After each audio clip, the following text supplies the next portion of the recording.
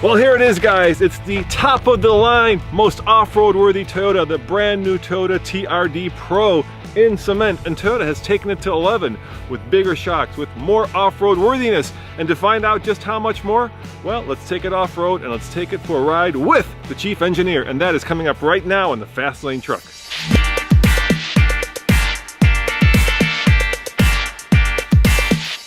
Let's start with the easy stuff. What makes this the ultimate Tacoma? Well, we've taken our off-road package and we've changed the suspension. And what that means is we've extended the track an inch in the front and the rear. We've put a 2-inch lift under it and an inch more travel. We've increased the front stabilizer bar to help with the steering from a 28 diameter to a 30 diameter. And we've introduced a brand new Fox shock package. So we've gone from a 1.5-inch Bilstein on the off-road package to a 2.5-inch Fox shock with a floating piston and progressive dampening in there. Now the progressive dampening allows us to change the dampening as you get into off-road situations. So you're going from a normal shock in how it performs and even our off-road shock to a shock that has 5 compression zones and 3 dampening zones up front and 7 compression zones and 4 dampening zones in the rear. We've changed the spring package, we've added rigid off-road lightings, we put a 1/4-inch skid plate on it. It's really taking our off-road package and adding that high-speed desert racing element to it. So, you know, obviously this truck does not compete with the Raptor, but you brought it up, so I'm going to go there because that is, of course, the Desert Runner. So is this compatible, would you say, comparable to a Raptor in kind of that off-road situation? Well, I can't say that we've ever ran the new Raptor against this and looked at what it can do. But what I can say is even our Tundra Pro, we've ran and won the stock class at Baja 1000 with that truck. So to me, it's race proven, and this just takes it to the next level. Any upgrades to the engine? The engine is the same as in our off-road package or other Tacomas. The transmission's the same. It does come with a manual transmission, a manual 6-speed, or you can get the 6-speed automatic. When you get the automatic, you get crawl control and multi-train select.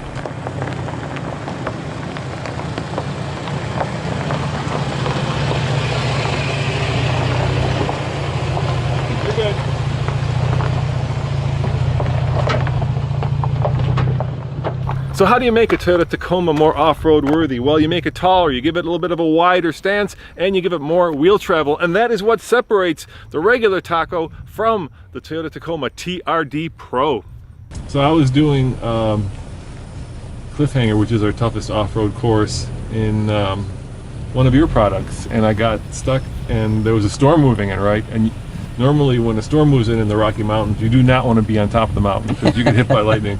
So I didn't want to risk it, so I was like, oh my god, I got to go back down this, and I couldn't go forward.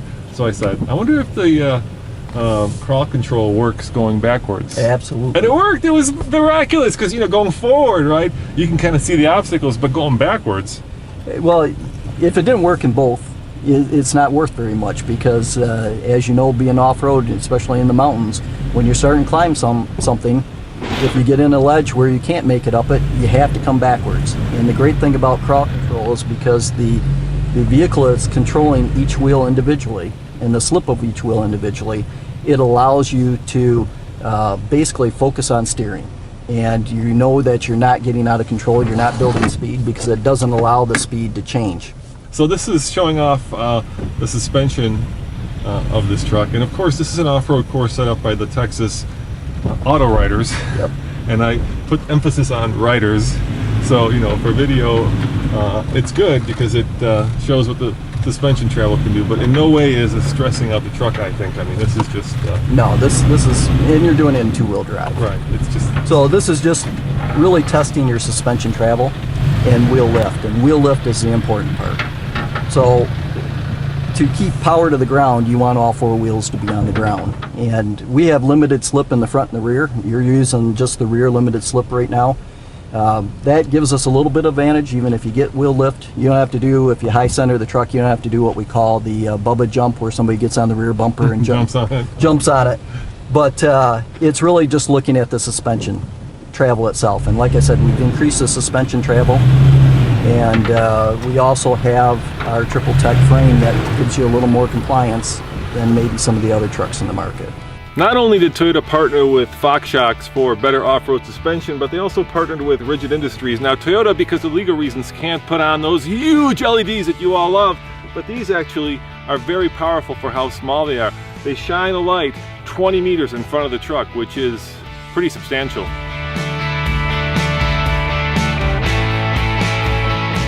So tell me about the frame. What does that mean, triple tech? Triple tech, what triple tech is doing is we run a full box up front, yep. We run a reinforced C in the middle, right. And we run an open C in the rear. And what that triple tech is doing itself, that 3 structure, is it allows us to run a matched 1 hertz offset from our torsional and our bending frequencies of our frame, and it gives us compliancy. So it allows the frame to flex with the terrain. Yep. And what that does is it allows you to keep wheels down on the ground. So Mike, on our channel, you know, there's a lot of discussion about what's the best, most off-road worthy mid-size truck. And I think a lot of people would agree that, you know, we're sitting in it. But with one chink in the armor, right? And that is, a lot of people still wonder why you went with, well, why you didn't go with disc brakes, but you went with, you know, traditional drum brakes in the back, yeah. So the reason you put disc brakes on the rear of a truck is really for brake cooling. So discs cool better than drums do. The advantage of drums is, one, when you have to service them, they're cheaper to service, they last longer, and they keep debris out of the shoes themselves or the pads if it was a disc brake. So you don't end up having the corrosion issues that you have, and you don't end up having the squeak issues you have with a disc brake. Now, the dirty little secret about the compact or mid-size segment is 70% of your mass is up front. 75% of your braking is done with the front brakes, which we have disc on. Which is always the case, right? And you have 25 in the rear. Right. So you're never heating those rear brakes up. Now the disc looks sexier on a truck, but we took durability and reliability over the sexiness. So our trucks are based on off-road capability. Off-road is getting into mud, getting into sand. All that stuff gets into your rotors, it gets into your calipers, and it causes noise issues or durability or wear issues. So having the drums on there, we're shielding those brakes from those debris. And since we don't build up enough heat to take full advantage of a disc brake, there's no need for a disc brake. Stopping distance between the two is based on swept area, how much braking area you have. We stop just as quick with our brakes as you do with a disc brake. So most people think, oh, I can stop quicker with a disc. Well, that has nothing to do. So it's not cost cutting.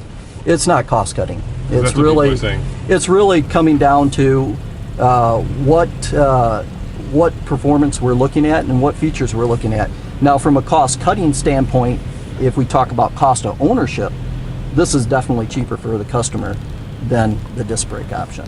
You're servicing them less, and to repair them when you have to replace the shoes is cheaper than a disc brake.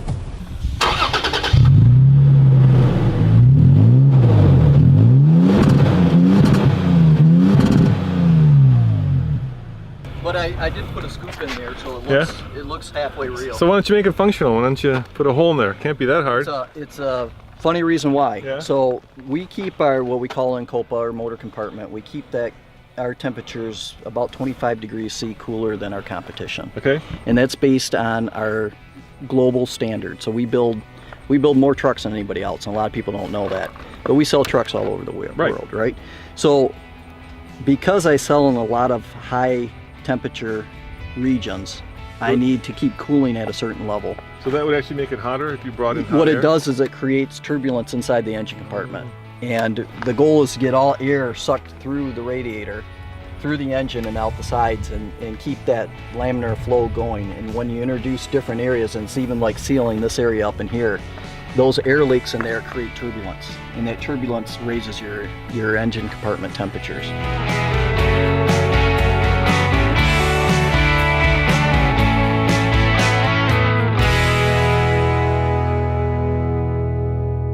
I've always wondered, why isn't there just a button that says, I'm stuck, give me all of it at once, right? Oh, we have that button. Okay, what is that button? We call that crawl control. All right, yeah. But you still have to lock the rear diff here? No, crawl control, all you do is put in 4 low. Okay. Hit the crawl control button, set the speed you want, it'll drive out. All right, let's try it, let's do it. All right. So put it in 4 low? Put it in neutral. Okay, let's go to neutral. Stick it in, you gotta go 4 high. Okay. Turn it to the right. Yep, Let it go into high. Okay. Okay, now shift it into low. Okay. It's in low. Yep. Hit the crawl control button. Got it. Let's set your speed. Let's go the fastest speed on 5. Right. Take your foot off the pedals and just steer. Oh, give it a little bit of juice to get it going. Okay, let go. Oh, there we go. Now it's We have to turn the crawl control on. Yeah.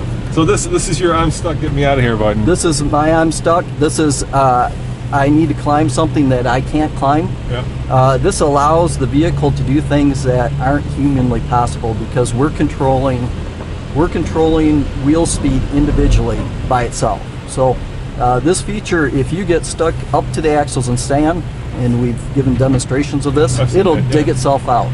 What I like to use it for, and I do a lot of off-roading, but what I like to use it for is I actually like to put it on a rock face, coming down a rock face, so what we call a stair step. Yep. And when you're coming down it, it will control each wheel speed. Now if you just hit the button, it'll turn it off. I should go slower. I'm just slowing it down. And what it's going to do is on that rock face, because it's controlling wheel slippage at each wheel individually, when you drop down that ledge, if the surface has a little lower mu on it, you're not sliding down to the next one.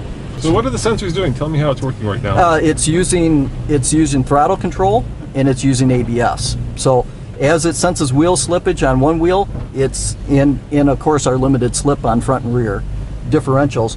What it's doing is it's taking the brakes, it's using those brakes to help slow down one wheel and then redirecting the power to the other wheel. And it's doing that on all 4 corners.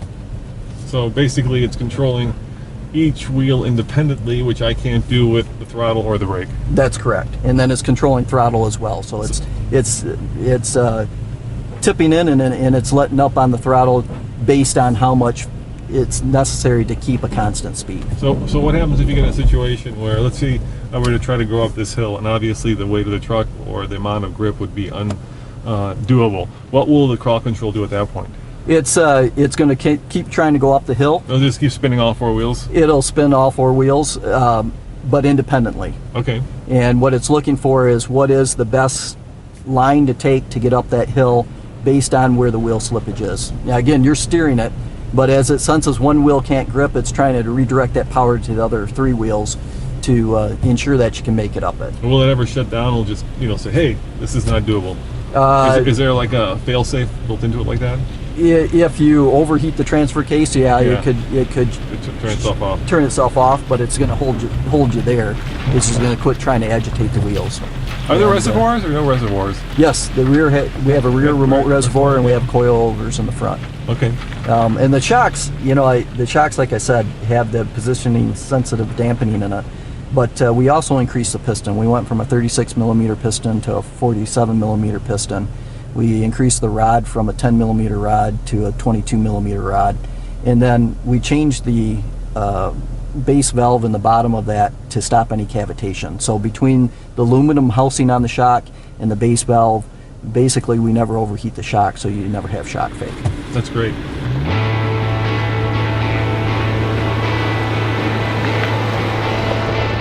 So this course was provided by the local journalist association here down in Texas, and let's be honest, I did most of it in 2-wheel drive. I did not stress out this TRD Pro at all, except for trying out the crawl control. So we'll have to wait till we get it to Colorado and run it up either Gold Mine Hill or better yet the Cliffhanger to really find out just how off-road worthy this is. As always, this is Roman reporting for the Fast Lane Truck. Click up there for another great truck video and click down there to subscribe. See you guys next time. Ciao.